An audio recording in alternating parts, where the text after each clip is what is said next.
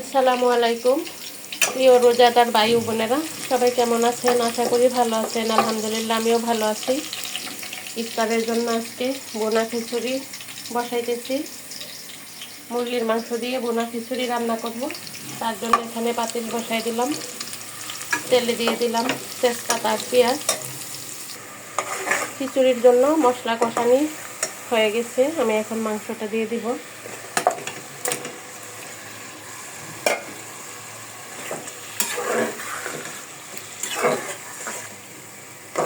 তালহা বোনা খিচুড়ি খাবে।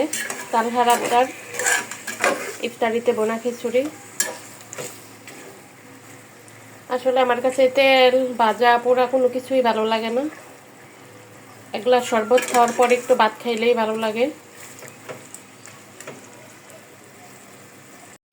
যে মাংস বসাইছি, মাংস কিন্তু কষানি হয়ে গেছে, অনেক সুন্দর করে কষানি হয়েছে। এখন আমি চাল আর ডাল দিয়ে দেব। এটা কিন্তু আমি ধুই নাই, রেডি প্যাক।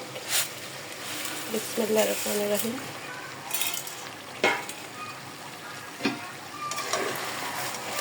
রাইস কুকারে গরম পানি ফোটানো আছে, চালটা একটু ভাজা হইলে আমি পানি দিয়ে দেব। চাল ডাল একসাথে ভাজা হয়ে গেছে, এখন আমি ফোটানো গরম পানি দিয়ে দিচ্ছি।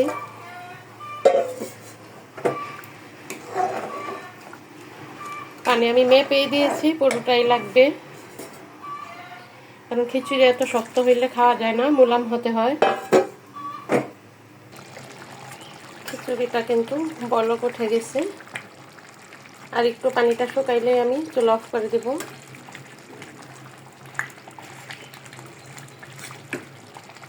আমার খিচুড়ি কিন্তু কমপ্লিট হয়ে গেছে। এখন একটু মুলাম মুলাম নরম নরম আমি রেখেছি। ইফতারের এখনও অনেক বাকি, আমি আগে তালহাকে দিয়ে দিই।